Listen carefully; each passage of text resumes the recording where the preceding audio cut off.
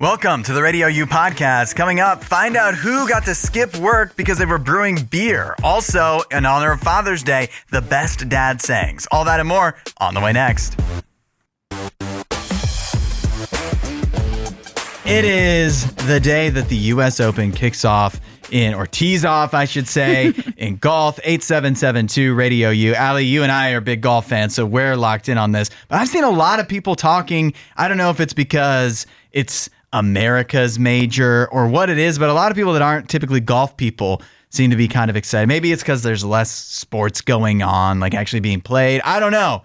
But a lot of people seem to be excited about the U.S. Open starting today. Yeah, I mean, I'm always excited when a major comes around. It's just a fun time during golf. And I'm excited because Scottie Scheffler himself is wary of the course that is being played on in these 4 days ahead. Mm-hmm. So it's Oakmont, and it has notoriously been known as a hard course to play at. Mm-hmm. And if Scottie Scheffler's worried, that's maybe a sign that we might get some low scores through this tournament. That's something I've seen a lot of people talking about, is how difficult this is going to be. Because normally, like if you half pay attention to anything golf, you're used to like the winners being like -7, -11. So, along those lines. Yeah.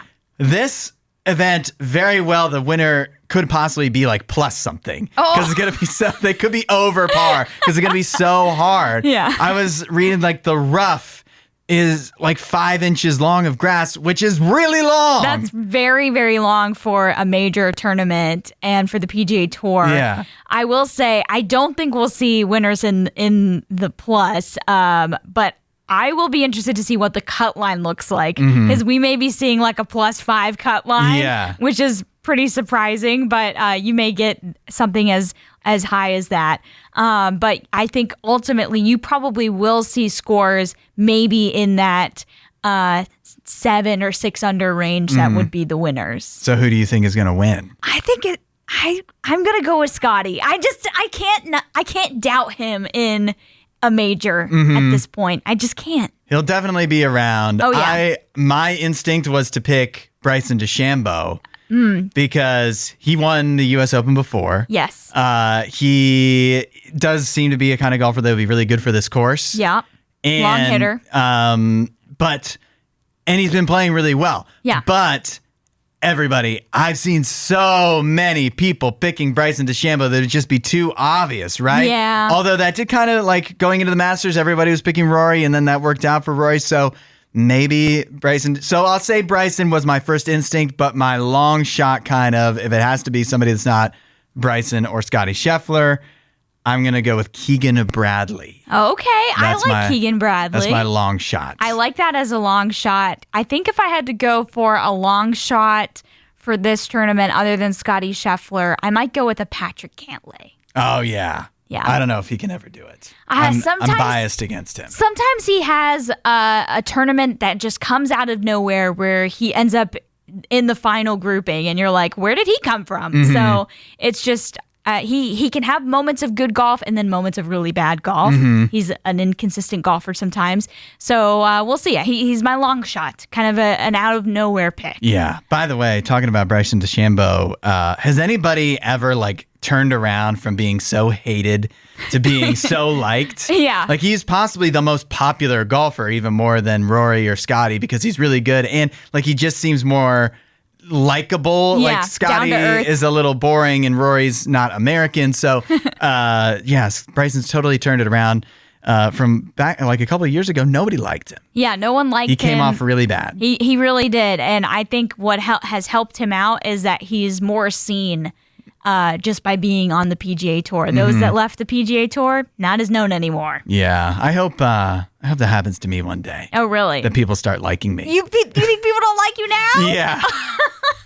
What's the worst excuse you've ever used to call out of work? 8772 Radio U. Let us know, because I've got some doozies here. Okay. That were written on ancient Egyptian tablets that date back to the year 1250 BC. Oh, wow. So we're going way back. Yeah. These are pyramids era. Yeah. But they have some excuses that people use, that people told their officers or whatever, they weren't able to work at the, building the pyramids or whatever it was. And here are some of them. They start off fairly tame. One, a worker named Panub said he had to miss work because his mother was ill. Okay. Fair enough.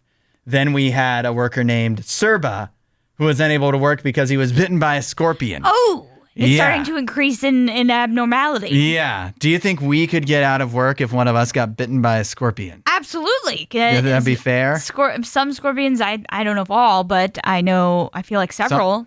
Some are deadly, but I mean, in Egypt, though, I feel like that'd be almost more commonplace. Sure. And I feel like they were much harder on their workers. I feel like that excuse wouldn't fly. That'd be like us saying I got bit by a horsefly. Well, maybe not. If it truly is like poisonous and it could cause you to be sick, then maybe they would understand. Like, oh yeah, so and so was bit by a scorpion last month, still hasn't recovered from it.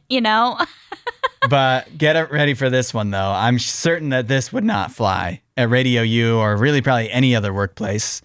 I don't have a name attached to this one, but a worker that got out of work because they were brewing beer. It says a number of people.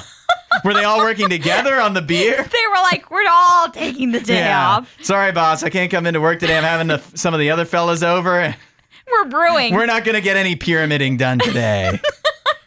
We're brewing the beer, and then we're not going to be able to come in tomorrow either because that's when we're drinking the beer. Wow. Yeah, I don't think that would work. Apparently, this was quite a common excuse. It says that in ancient Egypt, beer was so essential it was treated principally as a type of food. It was consumed daily and in great quantities at religious festivals and celebrations. So now, I didn't even know they had beer back then. In Egypt. I didn't either. I wonder if they might be using beer as a term that we understand, but it's not beer as what we know it. Because I feel like a lot of ancient times, alcohol, the fermentation of it is different than what alcohol is today. It's not as strong, typically. Yeah. From what or it could be, maybe it was stronger. Who knows? In those days, like that was like a way of preserving stuff, right? Again, I didn't know going all the way back that they even knew how to make beer in Egypt, or that they had the materials. I guess they had wheat.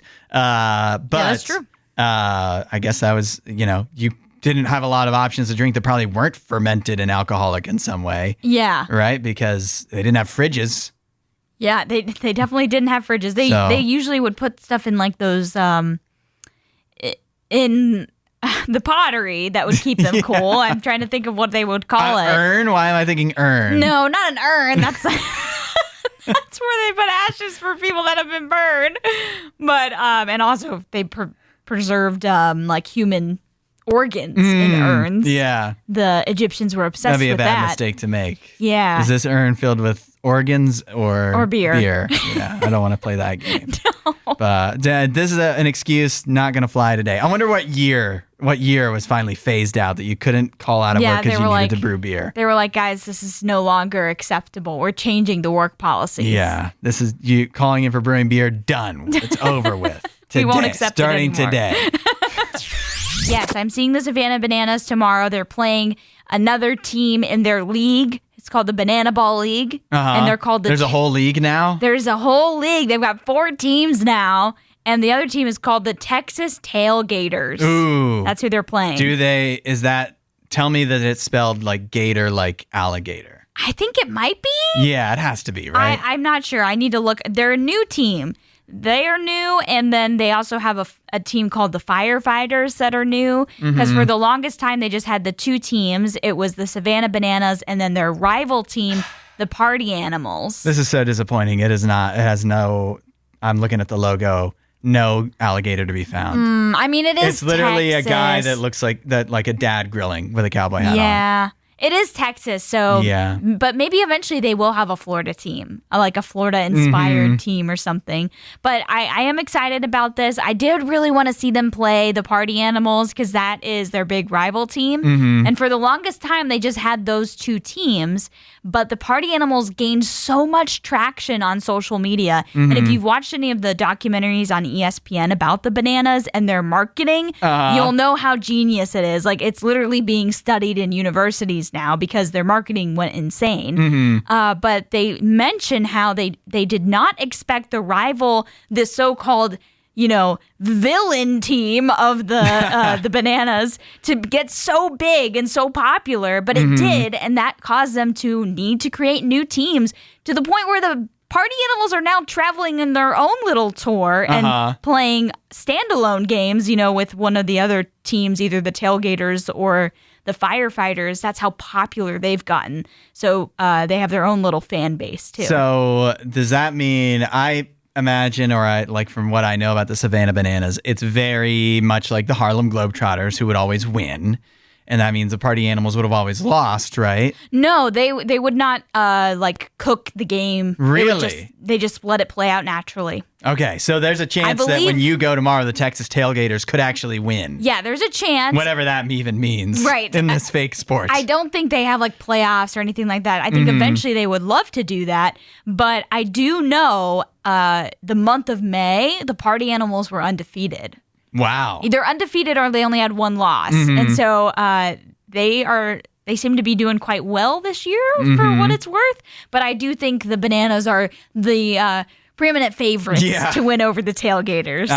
They're facing off against, there's two expansion teams in the league. That usually doesn't go well for the expansion teams. Well, you'll have to report back to us on Monday with how that goes. Yes. And anybody who goes to see the Savannah Bananas versus the Texas Tailgaters this weekend, maybe you'll see Allie there. Yeah, maybe you will. Keep an eye out for her. It's in Cincinnati, so... not too far from the RadioU studios. Well, it sounds like fun. I'm excited. I hope you have a good time. Delicious discovery or culinary catastrophe. It's a food fight on RadioU. On the menu today, we have the new Utz lemonade chips. I was looking at some reviews for this before we tried these.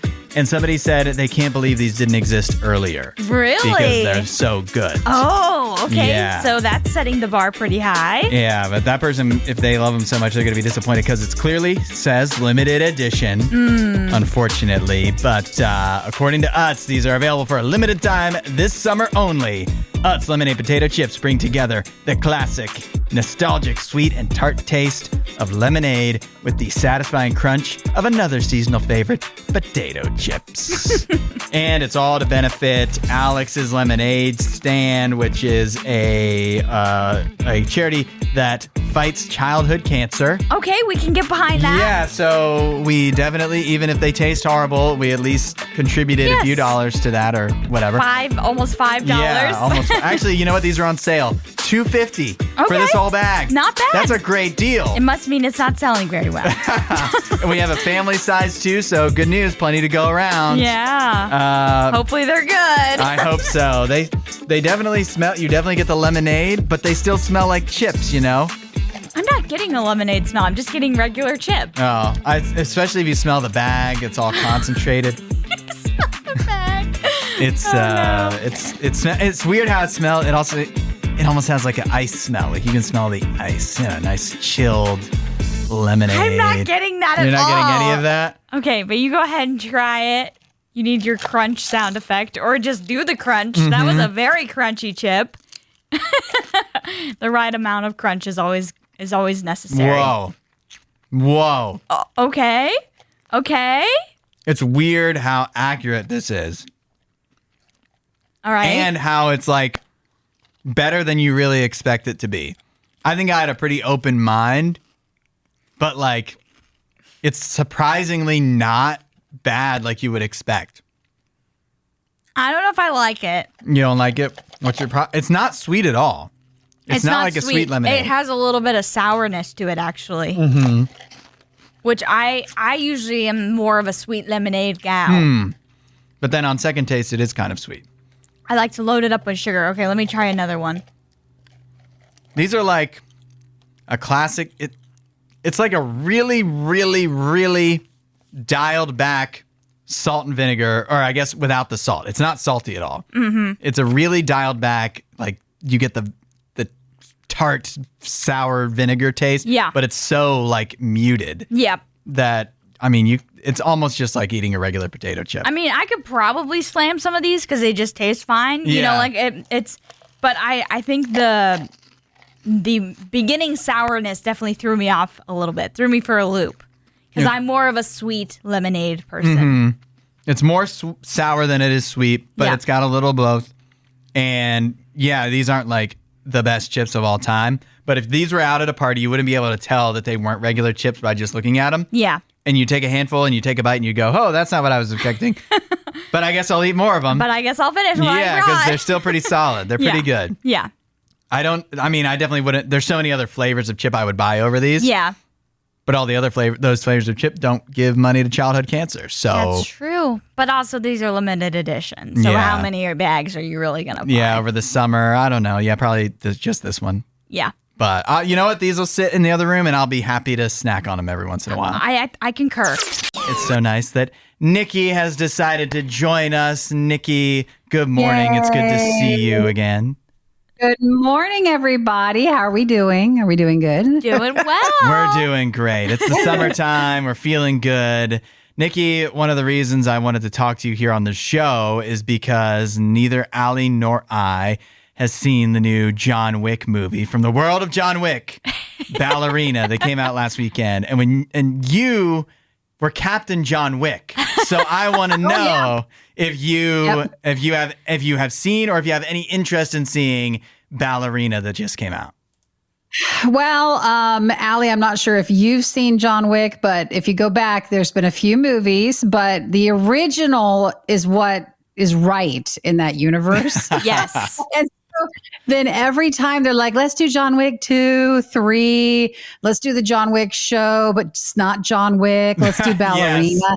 It seems to scoot further away from the love that came from John Wick 1 that I fondly adore and watch every so often again.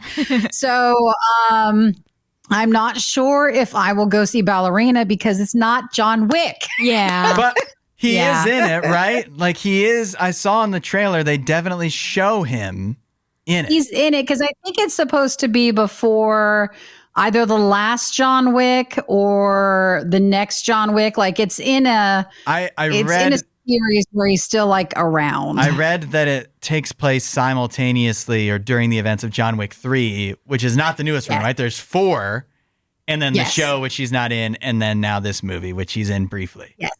So don't you feel like it's gotten a bit confusing? And I think the original John Wick would not have wanted that to happen. It was about the dog and the revenge. I like a really good violent revenge movie, but not too stylized. Like I don't like what it's become. So I don't know. Like I'll wait until Ballerina comes out on whatever streaming service. But Peacock, right? It should be Peacock one day. Oh no, I won't wait then. I feel bad saying this, but I think I've still only seen the first John Wick, which is amazing. I love the first John Wick, but I'm so far behind. Like I can't go to Ballerina when I haven't seen. There's 3 whole movies I haven't seen. Right. Well, I don't think you'll miss anything. Just remember, he's the boogeyman. But I think you're fine to just stay with that because again, that's what I like. John Wick, the very first one. That's what I love the most. What about this though, Nikki? Because it's along the same lines, and I really like this movie, and I think I remember you liking it too. The movie Nobody with Bob Odenkirk. Yes, such a good movie. That was fantastic. That was just like John Wick sort of style. I love that one. And so the Nobody 2 is out this summer. Yes. Are we ready for that then? Is that more exciting? Oh, yeah, we are. The trailer for that looks amazing because what's the old, like the Holiday Road from the old Lampoon. From Summer Vacation. From Summer Vacation. Yeah, like it's a fantastic trailer. I like that. I like that guy because no one expects him to be so amazingly does not look like an strong. action star. To be so dangerous. like it's like it really catches you off guard. So yeah, I loved Nobody as well. All right, we'll hold off on Ballerina and just go to the theater see for Nobody 2 whenever it comes out. I know it's this summer. I don't know when. Nikki, thanks for hanging out and talking John Wick with us. Don't look now, but Father's Day is coming up. It's this Sunday. Yeah. I'm actually doing Father's Day stuff tonight with my dad. Okay. Yeah, so I'm looking forward to that. But isn't it so crazy? Mother's Day is coming up, right? You knew a week in advance. There was like a whole lead up to it. Yeah. And that's great. Mothers deserve that. Father's Day, you get way less, way less propaganda thrown at you. And dads are always lumped in with grads. It's always get this for dads and grads. It's never just Father's Day is coming up. Yeah. Just something to think about. Dads just get they don't get the full shebang. Yeah. But you know what? I don't know. I don't know many dads that would want the full shebang. Yeah, that's right. Dads are just fine. Yeah, just get him another tie, whatever. Like he's fine. But I do want to open up the RadioU hotline right here. 877-2-RADIO-U. And ask the question, I love this, what's your favorite dad saying? Because there's so many just like classic dads, just your dad would always say that only a dad would say. Yeah. And that you will never say until you become a dad probably. Which will never be me. But I may still say some of these. Then you pick it up once you become a parent, I guess. So let us know your favorite dad sayings. I'll start with one from me. My dad would say, you make a better door than a window. Yes. I was thinking that one too, because my dad always used to say that to any of us kids that would be like standing in front of the TV. Mm-hmm. Yep. Yeah.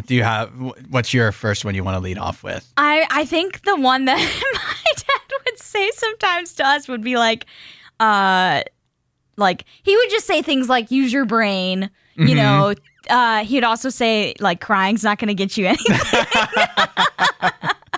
Crying will get you nowhere. Yeah, crying will get you nowhere. That's exactly what he would say. Yeah, that sounds like a dad. All right, I'm already seeing some texts coming in, so send in your favorite classic dad saying at 877-2-RADIO-U. We'll see what people are saying coming up next. Talking about your favorite classic dad sayings with Father's Day coming up, and because we just played Good Weather Forecast, I thought of this, how dad would always either say, close the door, I'm not paying to heat the whole neighborhood, or we didn't even live in a neighborhood, or close the fridge, I'm not trying to refrigerate the whole house here.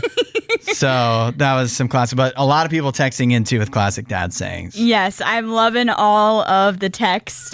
We got one from Jasmine. She says, whenever I'd ask my dad where he was going, it was always crazy. Want to come?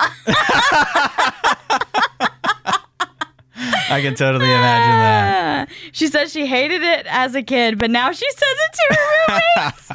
Oh, man. Yeah, that's funny. Fun. Marcus said, if something broke, well, they don't make them like they used to. Yes. Yeah, that's a dad thing to say. Or like they don't make songs like this anymore. Listening. Yes. Yeah. It's always a back in my day type of thing. Yeah. Kayla, she says every time he'd pass gas, he'd say, "Did you hear that duck?" Oh my gosh. Oh my gosh. That's so accurate. That wasn't just your dad, Kayla. Yeah, Trust me. I was going to say, I feel like we can all relate to these. They're very, we all experience this together. What about Alyssa, who said, when the bill comes at dinner, looks like it's time to wash some dishes?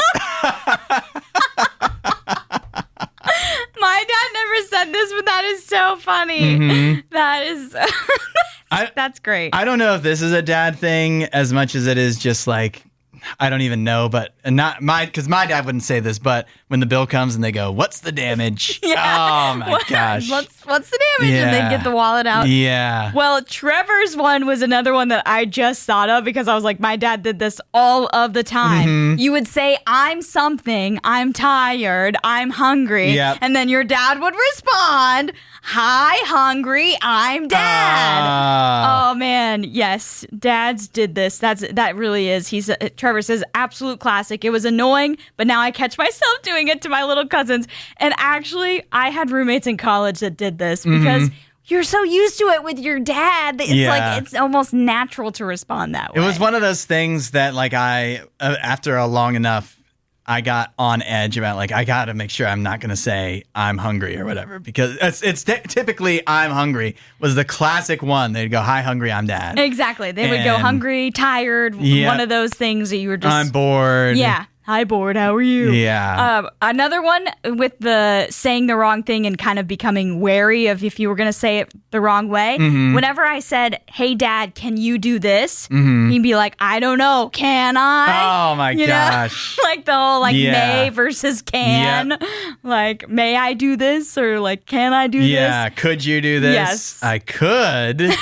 That's so, nobody says may anymore. No one says may, even though that is the correct way to ask a question like that. Like, may I go to my friend's house? Like, or something like that. The only reason I would say may is to avoid this situation. Yep. But kids, I feel like the next generation, they're not like us as parents, we're not going to pull that on them. I think I have to. You have to? I have to keep this going. Even though I'm not a dad, I feel like I need to keep this going. Asking may I do something was outdated when we were kids. It absolutely was. It absolutely was outdated when we were kids. But my dad did it to us every day, so it has to live on. It's not even going to make sense to the next generation. Well, it eventually will make sense to them when I do it to them enough. It's not too early to start counting down to July 4th, right? No. 8772 Radio U. We can we're definitely. less than a month away. It's my favorite holiday. Yeah, you should be counting down the entire year. Yeah, I do. Some people count down to Christmas. I count down to July 4th because I love America that much. And I like fireworks. And it's the only holiday with a hot dog eating contest. Yeah. And I mean, obviously for me, that's a huge deal. I've already started training. I hope to be included this year. Oh. But I'm going to have some stiff competition. Yeah. Because it sounds like Joey Chestnut himself is back? Might be back, yeah. Oh, boy. If you remember last year, he was not in the Nathan's hot dog eating contest on July 4th. It's a disaster, a travesty. A total travesty because, like, there was just no reason to watch if Joey's not there. Yeah, and then he did his own side thing where he went up against Kobayashi, right? And that wasn't even fair. Yeah. Kobayashi's so, he's past his prime, I'm sorry to say. And he said he lost his love for eating anyways. Really? Kobayashi said that. Yeah. And Chestnut got him back out of retirement. So anyways, but that was all due to Joey Chestnut having some sponsorship deal with some kind of like vegan hot dogs or something. I don't remember. Yeah, and Nathan's was upset. But now it sounds like Joey Chestnut working together with Major League Eating, they are in talks for him to return to the July 4th hot dog eating contest. I didn't even know Major League Eating was a thing. Yeah, there's other contests besides just hot dogs. I didn't know that are this. held throughout the year. MLE? Yeah. Wow. Yeah, it's a whole thing. I can't say that I follow it very closely, but there's like nacho eating contests and barbecue and chicken finger and deep fried mushrooms or something. Like I feel like every weekend there's some professional eating competition. Okay, I love chicken tenders. How many chicken tenders do you think you could get down in one sitting? From where? We'll go with what's a Raising Cane's? Yeah, let's go Raising Cane's. Because Joey Chestnut did a Raising Cane's competition. Okay, where he tried to set the record. I think I remember hearing about this. And This was last year sometime? Maybe like 2 years ago. It was recent. I think Raising Cane's tenders, if that was all I was eating, put me down for like a dozen maybe. A dozen? If that's all I was eating. I think you could do more than that. Yeah, you think so? I think you could do like 20. Thank you. Yeah. Yeah. That's the nicest thing anyone's ever said to Really? me. Okay. Yeah. I think I could probably do maybe half of that, maybe 10. So the hot dog eating contest is coming up. How many hot dogs do you think you could do? Ooh, I think the most would probably be 5. 5? Yeah. I don't have the proper training that Joey has to make it work. His record is what, like 71 or something? It's in insane. 12 minutes too. Like it's a short time frame. It's crazy. What I don't understand is how you do not just hurl after you're done with this. I mean, it's a lot of practice, I think. You just got to work your way up to it. And I don't have that type of training. So I would be the one hurling. I do kind of have, I don't have training eating 71, but I have a training eating large amounts of hot dogs. It's true. You would be much better off than I would be. I think I could hold my own. I don't know how fast I could eat them, but I know I could put down a lot. What are we thinking, like 25? I think I could do more hot dogs than chicken fingers, don't you? I think so. I think That's so. your favorite thing. Yeah. But the buns make it hard, I feel like. They do. And I've that's a never lot done of that bread. thing where you dip it in the water. I've never tried that tactic. I hate soggy bread. That's what you got. Awful. If you watch the contest, though, that's all they do. So you have to do it. That would really make me Who's on top and who's not? It's First to Worst on Radio U. First to worst, where Allie and I have a given topic. We have to pick our first and worst choices for that topic, and then you decide which of us chose better and what your choices would be at 8772 Radio U. I'm so excited for today's topic, and I get to choose first, so I'm excited about that too. It's cryptids. Yeah. Like urban legend, mythological type of creatures. Right. And I did a lot of research on this yesterday. Okay. So I do have strong opinions. All right. I found out about a lot of very niche cryptids that I'm excited to talk about. But first, I just have to go first or worst, right? Yes. The best and worst. And the first choice is obvious. It's a Bigfoot, Sasquatch. I think Bigfoot, one, he's cool. He's not hurting anybody. He's never bothered anyone. He just wants to be left alone. But also, Bigfoot, I want him to be real. I think it'd be cool if Bigfoot is real. And there's so many different reports all across the United States constantly, but like throughout the years across the globe of different Bigfoot-like creatures. The most famous cryptid, really. Yeah, so it makes you think like there's a chance. Maybe it is real. There's a chance. My worst, and this is mostly based off of believability, is the Loch Ness Monster. Oh, good old Loch. Because the Loch Ness Monster, we know where it would be, right? Yeah. It's in that lake. You're telling me in 2025, all the people that have been searching for it, and we haven't been able to get proof of the Loch Ness Monster? We had a potential photo of it show up not that long ago, but I know what you're meaning. Like, Yeah. come on, we've got sonar, we've got radar, we've got all these different things. How have we not figured out if it's there or not? Yeah, if it was in the deep ocean, then maybe. There's a lot of stuff there we don't know It was in about. the Mariana Trench. It's just in a lake, and I know it's a deep lake, but I just don't buy it. I think we would have figured it out by now. So, unfortunately, even though I would like the Loch Ness Monster to be real too, Yeah. I don't think it's real. That's my worst. I like the Loch Ness Monster because of the Scottishness of it. Yeah. It's just so fun. And that's how I feel about almost all of the cryptids, is there's something weird, quirky, and fun about all of them. Yeah, it's hard to choose a worst. It's really hard to choose a worst. And the worst one I chose, I feel bad about choosing it as worst. But the reason I chose it as worst is because it makes me feel a little uncomfy. Okay. But first, I have to go with my birthplace, which was West Virginia. Uh-huh. So I'm going Mothman from Point Pleasant, West Virginia. The Mothman was a close second for me. I love the Mothman, and I mean, partially because I obviously was born in that region, and so it's like I feel like I have to pick it just because I'm born in West Virginia. It says it on my birth certificate. You know, I have to pick the Mothman.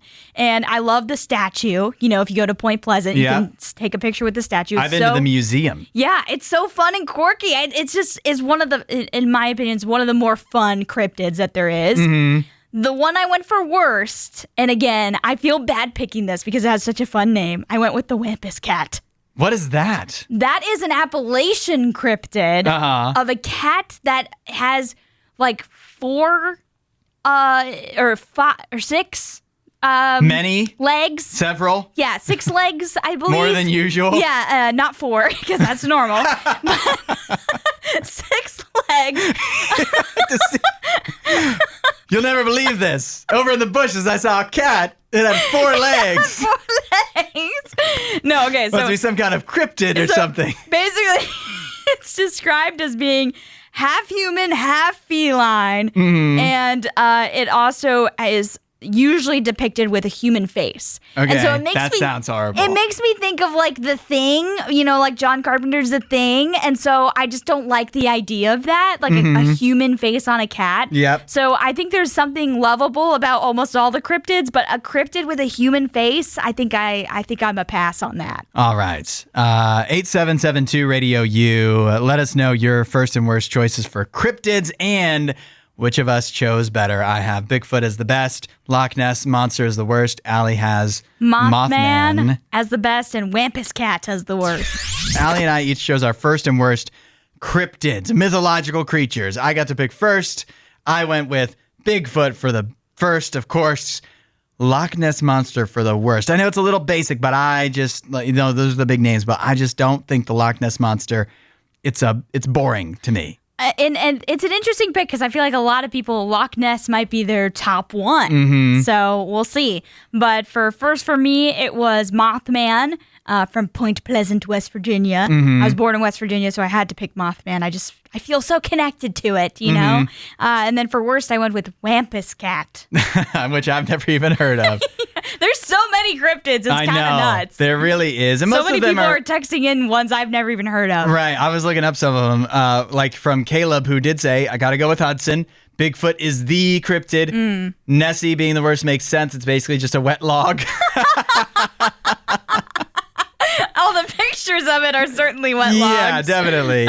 But he says his picks are the Jersey Devil for first. Okay. That thing is terrifying, he says, which is true. It does. There's a lot of dispute when I was reading about what the Jersey Devil is like, but it seems terrifying. And his worst is the Fresno Nightcrawler, which I had to look up. He says it's just pants, and I looked it up, and it is literally just pants. Wait, I need to see this. I don't know what this is. Google says the Fresno Nightcrawler is described as resembling a pair of white pants that can walk.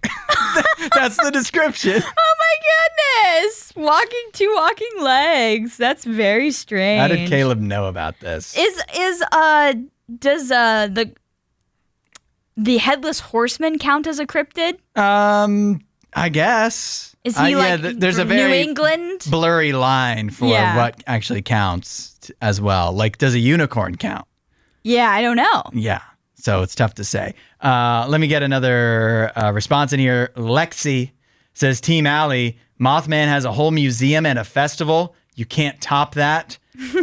Wampus Cat is lame, though. My first is the Chupacabra. My worst is the Flatwoods Monster. That one looks like a lampshade. Another one I haven't heard of before. I know the Flatwood Monster. I actually think it looks cool. Okay. Chupacabra, I would consider putting for worst because I actually am scared of it if it's real. Yeah, I was going to say, it actually is one of the more scary ones. Yeah. I think another one that scares me because so little is known about it, and honestly, so little is known about any of these cryptids because they're not real.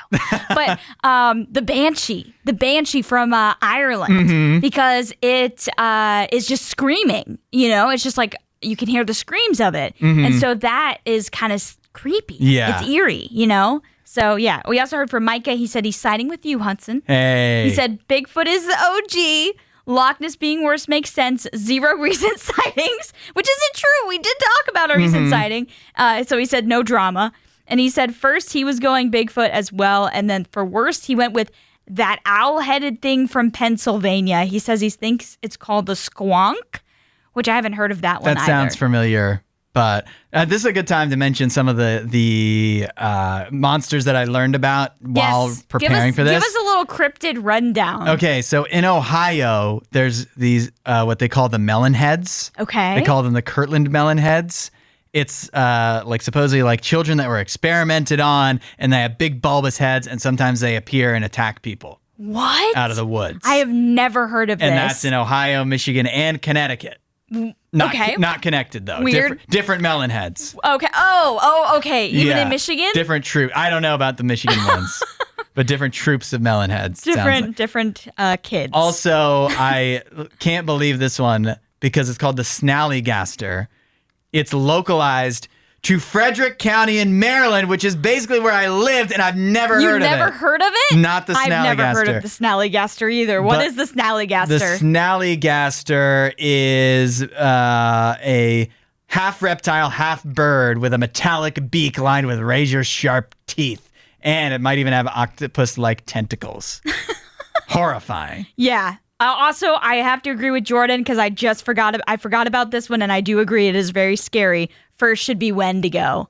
Wendigo is kind of a scary one. What is that, like a big bird or something? No, Wendigo is like it's like a big, almost monster skinwalker type of thing. But if you've ever played the video game Until Dawn, they do the Wendigo, and it actually is terrifying. Oh, I love all this. Yeah. And I want some of these things to be real. Yeah. Especially Bigfoot. And also, I did look it up. Headless Horseman is considered a cryptid. All right. You should have picked that. I kind of, I like the idea. He's obviously clearly from folklore because I believe it's in a book. Mm-hmm. But I'm gonna go with my pick though. I enjoy the Mothman. I think we tied. Hudson, I kind of have known this for a while, but I was really reminded of this yesterday. Mm-hmm. I'm a blunt texter. What do you mean by that? I mean, You're definitely not very blunt in person. I'm not blunt in person. But I feel like when I read my texts back, like the texts that I send to people, I'm like, wow, I have very little like emotion in them. It's just like blunt. It's just like, that's my response. And I'm an overthinker. And so I always worry about how this is going to be perceived. And so I'm like, dang it. Maybe I need to send a smiley face or something. Yeah, to soften it. So people know I'm not being like rude or something. Yeah. And, I send thumbs up a lot, or I give the thumbs up on people's text messages. And I'm wondering, are they worried that I'm mad at them? Like, is that a passive aggressive thing? I think about that too. The thumbs up, it does seem passive aggressive to me. Yeah. I don't mean it to be, but sometimes you just don't need to say anything else. Exactly. You just want to acknowledge that you saw something. Yeah. And that's it. But it does come off like it seems rude, like you're dismissing them. Exactly. Like you don't care what they're saying when really you're like, that's great. Thumbs up. But yeah, I sent the thumbs up so much in college that one of my roommates literally gifted me a pedestal like statue that is a thumb. Like just a thumbs up motion with a hand. Wow. I feel like that we could say what an alternative to sending the thumbs up. What if we just go, I have nothing to add. And you just said that every time. I feel like that's worse. Why? Because that's making it on me. It's like, I just have nothing to say. I saw what you said. Might what as well you just said put is fine. no comment. I have nothing to add. You nailed it. You finished it out there. Yeah, I have nothing to add, and then put a thumbs up at the end. Yeah. Just to finish it all out. Tie a little ribbon on it. Yeah, but I do think I always feel like I'm a bad texter. I don't think I'm a bad emailer. I just spend way too much time, wondering about what I should say. Yeah. Text, because it's so much quicker, I just always keep it very brief and efficient. But yeah, then there's not a lot of space for me, and I don't use emojis. I'm not an emoji guy. Yeah. But so then I'm just communicating with the written word. And if I don't put enough exclamation points in, I feel like I seem very, it can be very risky. Cold. Yeah, it can be risky of it being misunderstood. And I feel like our generation is very worried about being misunderstood in the written word. That's why people are using voice notes again.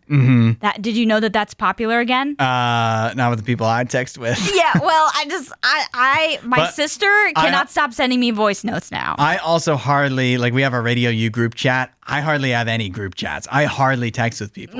Okay. That's not how I communicate. Do you call people? No, absolutely not. Whoa, you're a monster. I do this show, and this is the only communication I do. Oh. Yeah. Okay. This is the only time people hear or see anything from me. So the only time you text people are when people text us. Yeah. Outside of this show, I do not exist. Yeah.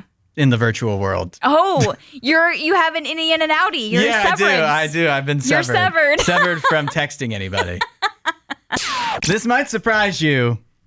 I don't follow the BET Awards that closely, but they did happen earlier this week, and I'll tell you why they are on my radar is because Angel Reese, Chicago Sky WNBA star, won BET Sportswoman of the Year for the third year in a row. That's nuts. Yeah. She's only been in the WNBA for 2. Yep.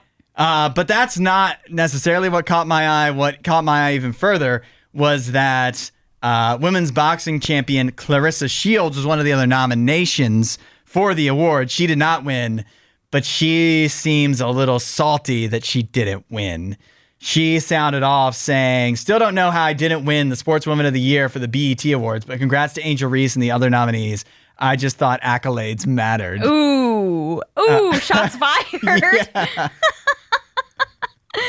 And wow. then she went on to say, but let me go on ahead and make up for missing 2 days of grinding at the gym to attend all this BET stuff. I defend my undisputed heavyweight title July 6th. 26th. Or 26th. If/when I win that fight, I'll be the 19-time world champ. She's like, just going to throw that in there, by Yeah. the way. 19 times. Yeah, honestly, I'm shocked that Angel Reese won this for the 3rd year in a row. Mm-hmm. I can get the first year because that would have been her coming off of the NCAA championship win Yeah. with LSU. But to win it now 3 years in a row, what's the criteria that the judges or whoever is voting on Yeah. this is determining this? Because if you look at the other nominees, obviously Clarissa Shields is impressive, but you also have so many other impressive I athletes know, in yeah. the same category. Coco Gauff, Simone She just won the Biles. French Open, right? Right. Well, I mean, I don't know if that would count I for don't these think it would- awards, but yeah. still, she's been very impressive at Yes. the very top of tennis. I mean, you got Coco Gauff, you've got Simone Biles, Juju Watkins, Sha'Carri Richardson, Ajay Wilson. You've got so many other people. Yeah. Don Staley. Like, there's impressive resumes in that nominee list. Mm-hmm. So for the same woman to win 3 years in a row, it's like, what exactly has Angel done that's more impressive? In the last 2 years. Yeah, Simone And I'm not- Biles is like, she competed in the Olympics. Yeah. I don't want to be, and I'm not here hating on Angel Reese either. No, because I think she's great. I think, well. some people have been very harsh critics of Yeah. her. I think she's still very good. Like, she's deserving to be nominated. Yeah, but I don't know if I would But- say best sportswoman of the year. Yeah, I don't know if yeah. I would give her that for this year, for this past year. I mean, Yeah, they didn't even win the championship. No, I mean, they're one of the worst teams in the league, right? Like They're horrible. the Liberty one. Like, maybe if she was on the Liberty, I would give it to her. Like, yeah, she's winning the chip in the WNBA. Maybe but she hasn't even done that. Did she win in what's that other women's league that was held over? The Undefeated? Yeah. I have no idea how that went. Yeah, I don't either. I did not She keep was track. on the vinyl, right? I don't even know. I don't even Maybe remember. she won that. I know they had some cool team names, but I don't Yeah, remember. she did really well there where she didn't have to compete against Caitlin Clark, right? Yeah. Was she not in that? So maybe that's what it was. But I don't know. Yeah, it feels like 3 years in a row, there's got to be one of these other fine ladies that you could have recognized instead. Absolutely, because all of them on this list, very impressive. And again, I don't want to take away from Angel Reese, a great athlete for sure. But Simone Biles. I do want to take away. Yeah, I mean, come I on. want to take away at least one of her BET one of these Sportswoman of the Year. trophies. Simone Biles deserved this. Come on. Thanks for listening to the RadioU Podcast. Don't forget to rate and review the show.